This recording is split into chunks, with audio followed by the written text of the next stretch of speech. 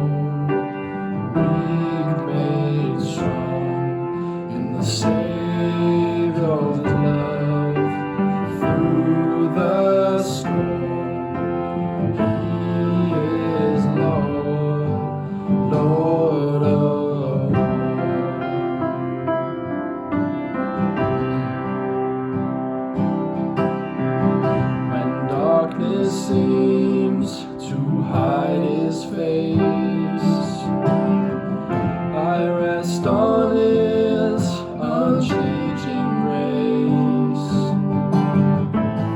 In every high and stormy gale, my anchor holds within the veil.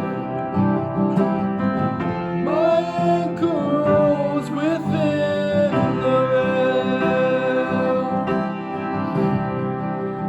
Christ alone, cornerstone, weak made strong in the Savior's love.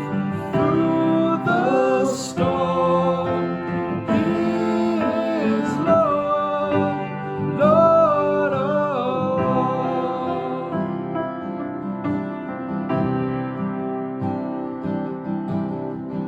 When He shall come with trumpet sound, oh, may I then in Him be found, dressed in His righteousness alone, faultless stand before the throne. Christ alone, Christ alone, cornerstone, weak made strong in the Savior's love. Through the storm, He is Lord. Sing that again. Lord of all. Christ alone. Let's sing it out. Christ alone, cornerstone, weak made strong in the Savior's love.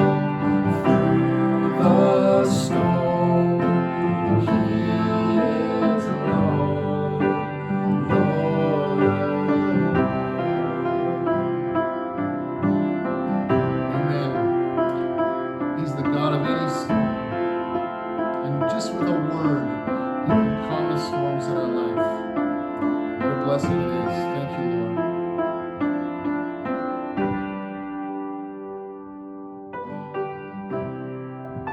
When we talk about our hope, when we sing about it, the last song was talking about a cornerstone, something that you can build your life upon.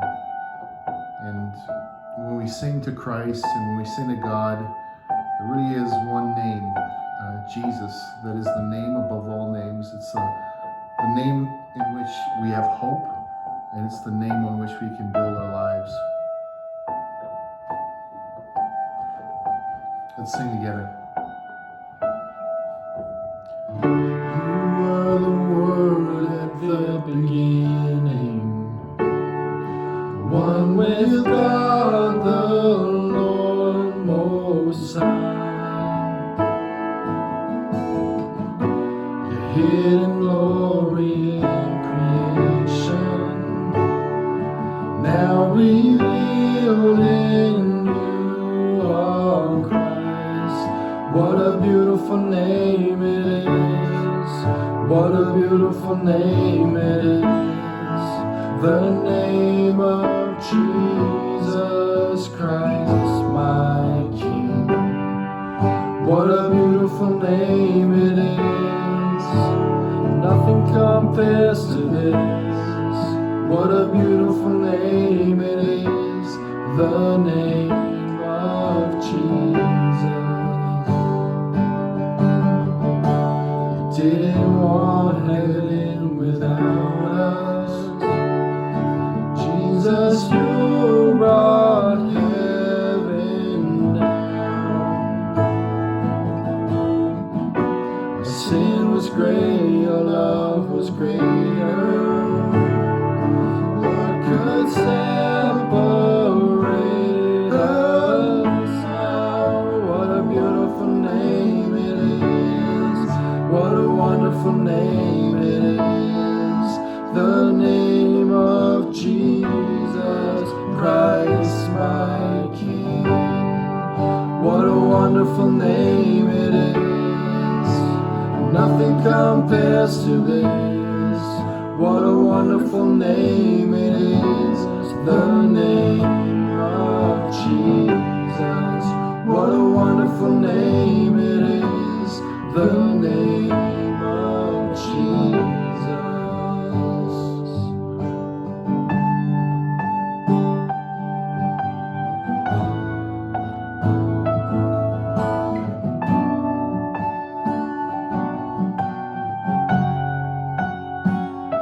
Name of Jesus,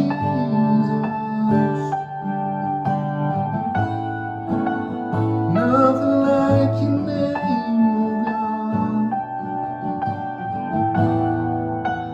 Death could not hold you, the veil tore before you. You silenced the boasts of sin and grave. The heavens are roaring, the praise of your glory. Oh, you are raised to life again. You have no rival, you have no equal. Now and forever, God, you reign. Yours is the kingdom, yours is the glory, yours is the name above all. Sing it out. What a powerful name it is, what a powerful name it is, the name of Jesus Christ, my King. What a powerful name it is, nothing can stand against. What a powerful name it is, the name of Jesus. What a powerful name it is, the name of Jesus. What a powerful name it is, the name of Jesus.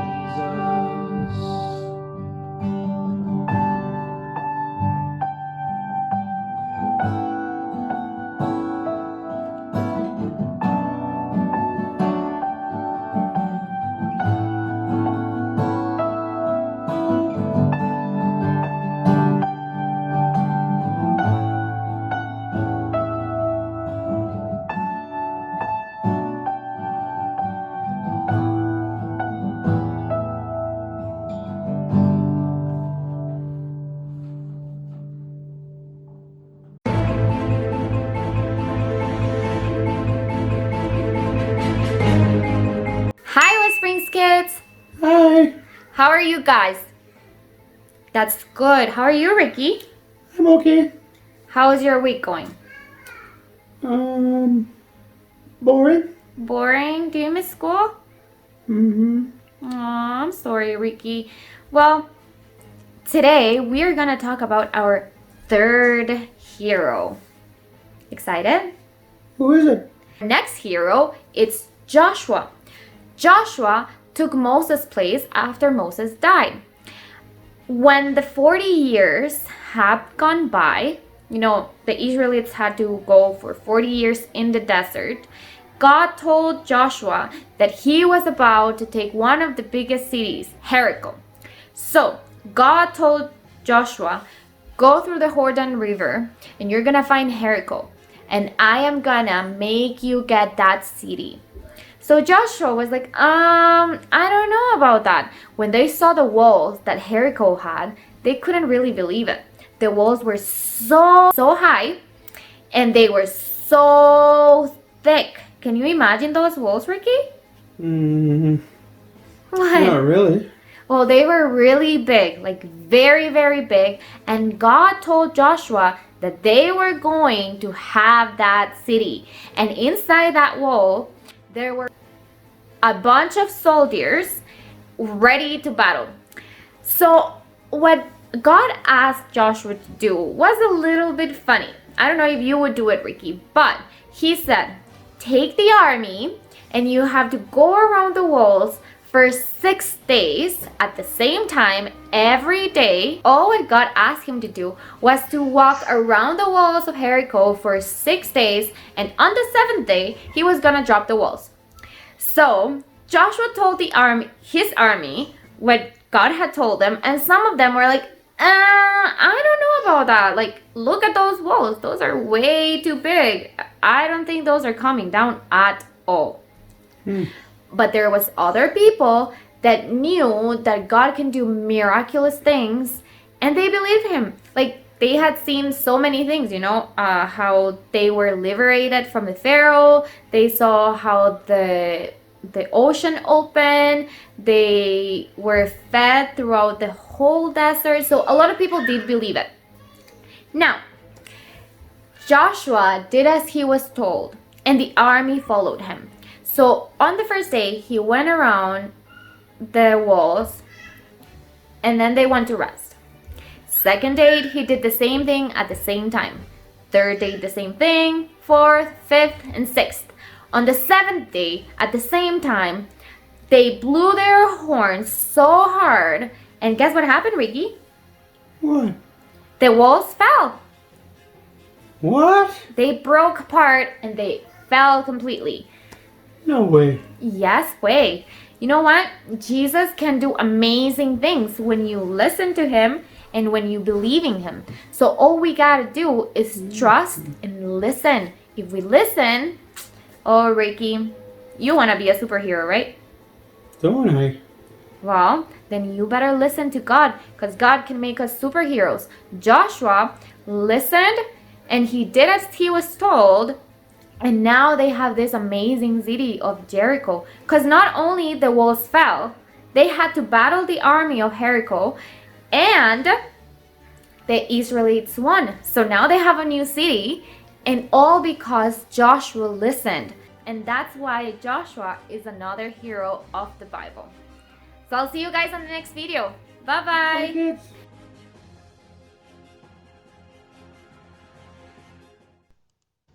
Good morning, West Springs Church. Pastor Keitha here.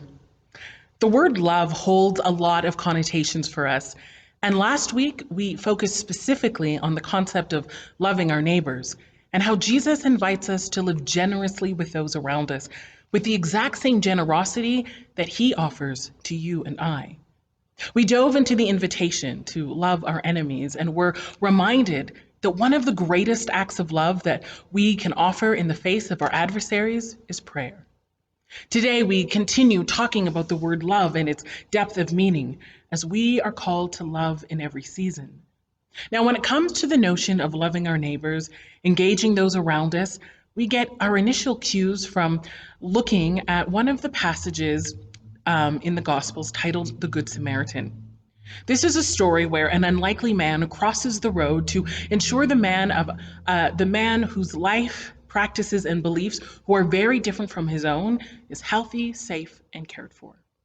Now, perhaps this is a familiar story told by Jesus. And at the crux of this gospel rendering, at the crux of this parable, we are reminded that our neighbors have little to do with proximity and affinity.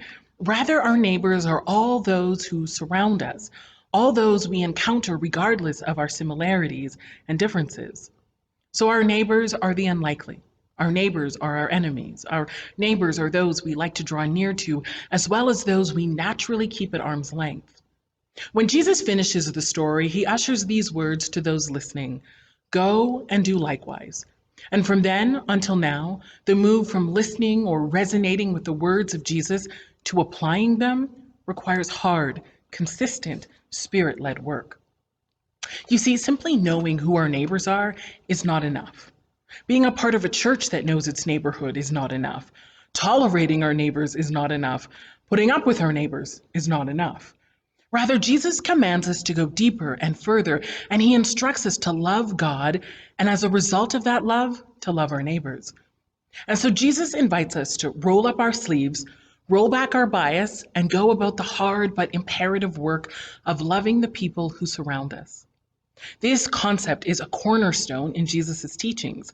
It's what we know to be our calling, to love others as Jesus first loved us. But how do we go about loving our neighbors with that same efficacy, consistency, and intentionality? How do we love like Jesus? Now, of course, some of our answers to this question are found in the Gospels as Jesus practically invests in and cares for those around him. But to go a bit deeper and to gain a bit more context, this morning I invite you to follow along in Philippians chapter 2. We'll be using the Message version of the passage. Paul, who's an early leader of the church, takes what he knows and what he's heard about Jesus and carefully unpacks what it takes to love like Jesus. And so he begins with these words to the church in Philippi. He says, if you've gotten anything at all out of following Christ, if his love has made any difference in your life, if being in a community of the Spirit means anything to you, if you have a heart, if you care, then do me a favor. Agree with each other, love each other, be deep-spirited friends. Don't push your way to the front. Don't sweet-talk your way to the top. Put yourself aside and help others get ahead. Don't be obsessed with getting your own advantage. Forget yourselves long enough to lend a helping hand. At a glance, we consider Paul's list of do's and don'ts to be the obvious practices of a Christ follower. But in actuality, practicing these takes a lifetime of hard and consistent work, especially when it comes to loving the neighbors that we don't particularly like, value, or feel compelled to love at all. But what Paul is asking us to do when it comes to loving those around us is to decenter self. He's suggesting that when you have the opportunity to be selfish or self-centered, do this instead. Think about how you can include others. When you have the opportunity to seek to impress those around you with your own greatness, find a way instead to lift up and recognize the greatness of others. And when you have the opportunity to look out for yourself, to ensure your family, your people, your circle is cared for, fed, and warm, look for ways that you can extend the same kindness, the same comforts, the same grace to those God places around you. But as Christ followers, this type of living, this type of de-centered love can easily feel as though it is a goal to reach or a task to tick off. And so we can perform a good deed or offer an unexpected act of kindness and sense that we have arrived. But loving our neighbors, loving those around us was never intended to be a one-time action. It was not meant to be a feel-good moment. And it is definitely not intended to simply become some kind of program that runs out of a church. Rather, what Jesus demonstrates and what Paul describes is a way of being, a way of living where we are consistently, regularly, and rhythmically considering the do's and don'ts of what it means to love like Jesus, putting aside selfishness, egos, calendars, and personal comforts for the sake of others.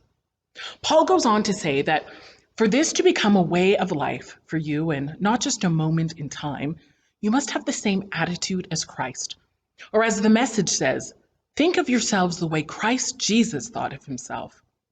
In the passage, Paul goes on to list the examples that Jesus left for us. He had equal status with God, but didn't think so much of himself that he had to cling to the advantages of that status no matter what. Not at all. When the time came, he set aside the privileges of deity and took on the status of a slave, became human. And having become human, he stayed human. It was an incredibly humbling process. He didn't claim special privileges. Instead, he lived a selfless, obedient life and then died a selfless, obedient death.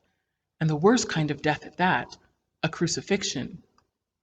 Paul identifies 3 things about Jesus' attitude that we can follow. He gave up his status, he set aside his privilege, and he lived a selfless and obedient life. It is so challenging for us to envision or understand the depth of what Paul is referring to. As humans, we have no comparison in the level of sacrifice that Jesus undertook when he took on humanity in its fullness. And so while Jesus remained God, he chose to operate in a manner where he was faced with the uncertainty and disappointment and temptation associated with being human and chose not to operate in the fullness of his divinity. He went from being worshipped as creator to being treated as a slave and considered a servant. He went from ordering the world to dying for the world. He went from being acknowledged and worshipped to criticized and questioned. And he did all of it on purpose. He did all of it for the sake of the world, for the sake of his created, for the sake of you and I. One author describes the incarnation like this. He says, in Advent, we celebrate the unfathomable commingling of the divine and the material, the immortal and the mundane. These are the weeks where we meditate on God's coming to be with us as one of us. But the whole thing is ridiculous. God, the creator of everything, who made everything by speaking it into existence. God, who is in a kind of being, he is being itself. God, whose presence everywhere is more accurately understood as being beyond the confines of location. The incarnation is this God becoming one of us. It's completely ridiculous and completely true. Now, I can't say it much better myself. The entire picture of the God of heaven stepping into our skin for our sake, giving up the grandeur of majesty for the insignificance of humanity, and choosing not to come as a king or as a person of privilege or wealth or comfort, but to come as one who is poor and prepared to suffer, is the very attitude that Paul longs for us to adopt as our way of being with one another. It is this picture of the humility, sacrifice, and obedience found in the incarnation that demonstrates what it means to love like Jesus. And suddenly, I wish that Paul asked me to love as best as I can, that he suggested I take on an attitude that is as close to Christ as I am able to muster in my own strength, that I simply aim high. Instead, I read that I am called to love one another as Christ first loved me, to love with the same attitude and intention as Christ. To love like Christ is to love others even when it makes me uncomfortable, even when it forces me to step outside of my normal circles or preferred seats of power. To love like Christ is to sacrifice my privileges and my wants for the good of others. To love like Christ is to willingly die to personal ambition, goals, and priorities in order to empower others and help them recognize their immense value. To love like Christ means taking on servanthood and practicing it daily with one another. To love like Christ is the willingness to be ridiculous for the sake of others, for the good of others, for the love of our neighbors. To love like Christ is humility in action. Our attitude should not be that we have to or should serve others. Rather, we should be excited that we get to serve others as a display of the great gospel, in light of how utterly and sacrificially Jesus has served us. We show the world what he is like as we live out our identity as servants, as we live out our identity as neighbors who love neighbors. We're in this unique time in history, and thus we are given a unique opportunity to love those around us with this attitude and mindset of Jesus. And so while it's easy to pinpoint the tensions that make loving others difficult, Jesus invites us to rise above it all and take on the way of love as our daily practice. So as we gain a little bit more freedom and figure out what life looks like from here on out as things begin to reopen, as we engage more but are still somewhat distant, even in this, the calling remains. Love one another. So as we prepare to go into this week, I'd like for you to take a moment and comment below or share with someone who's watching with you which of the descriptors of Jesus from Philippians chapter 2 can guide your pursuit of loving your neighbors. Perhaps it's humble, servant, selfless, obedient, or is there something else that stands out from today's passage that can guide you into this week? As you think through this and share your answers below or with those around you, let us be mindful of our calling to love as we prepare for another week in our neighborhoods. Who has God placed in your circle, neighborhood, or workplace that God is calling you to build a deeper relationship with? And how can you do that even when we can't always be together in the same space? What is God asking you to do or to say for the sake of another? Is there space for you to be the voice of the marginalized, to stand against negative rhetoric, inequality, violence? What is God asking you to give up in order that you are more free to love others well? Are there expectations, the lens through which you see the world, our time, our energy, our will, specific attitudes that we are invited to let go of so we can more fully embrace the call to love? And will you be obedient? Will you take your cue from Jesus and allow love to be such a motivating factor that you are willingly able to decenter self in order for those around you to experience and perhaps better understand the depth and breadth of Christ's love that permeates our world, surrounds our neighborhoods, and embraces our cities? And if you just aren't there yet, if this diving in and doing life with others at the forefront is still a foreign concept or a frightening notion, then will you simply pray and ask God to prepare you for the work He has set before you? Ask Him to prepare you for the relationship that He longs for you to build. Ask Him what you need to hold on to and what you need to let go of so that you are ready to join in this great mission of loving our neighbors like Jesus. Hi everyone, Kim here. We want to thank you for joining us this morning, but before we let you go, there are a couple of things that we'd like to mention.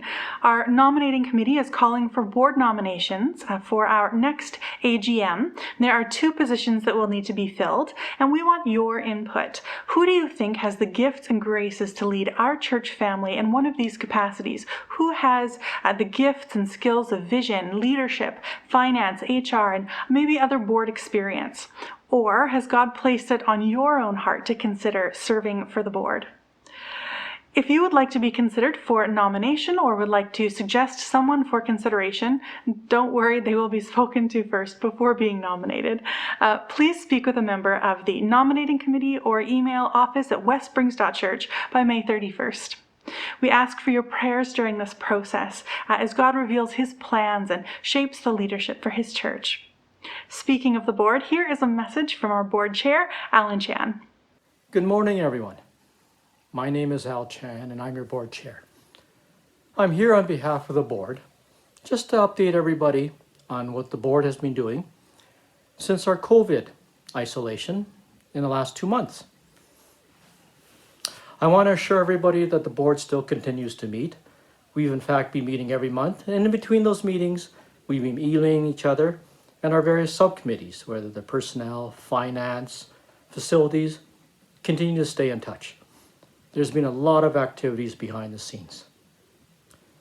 Additionally, all the various ministries continue to meet, whether it's youth, or the care group, or our volunteers. Those that need help, we've had volunteers helping other people in the church. Thank you to all of that. And especially I want to thank Pastor and the staff and all the volunteers who have helped out and put together the weekly services you've seen. Whether it's the Sunday service or the youth group Zoom meetings, or it's Allie's children's hours, or even the devotions that some of the members have put on during the week. Thank you so much for that. Your church is very active. Isolation or lockdown, COVID, we continue to be a strong church family. Thank you to everyone for doing that. And I also want to tell everyone that the AGM, which normally happens in June, is now happening in September this year. We did debate back and forth whether we should have an online AGM or not, and we felt that an AGM in person was the best for everybody. So we thought that September would be a good time where we could have all the processes and procedures in place to ensure everybody's safety when we do have the AGM. The board will remain as is, and when the AGM is held in September, we'll vote the new members in, and we'll continue business as usual. I also want to advise everyone that we're aware that Premier Kenney has authorized churches to open again and gather together in person. But until we understand what the rules are around how many are allowed to gather, social distancing, disinfection, and we have those procedures in place, we won't be opening our building for in-person service. We want to assure that before we allow anybody back in, that we have all the processes and procedures in place for that to happen. But like you and everybody else in the congregation, I am anxious that we get together in person to see each other again. So we'll be working on that. And I'll look forward to the day that I see everyone. So with that, I'll thank everyone. Keep safe, and God bless. We're going to hold an online foyer Zoom meeting today after the service at 10:50. Al is going to be available for a Q&A, so we hope that you click the link that will be in the comments below. We hope to see you there, and if not, have a great week.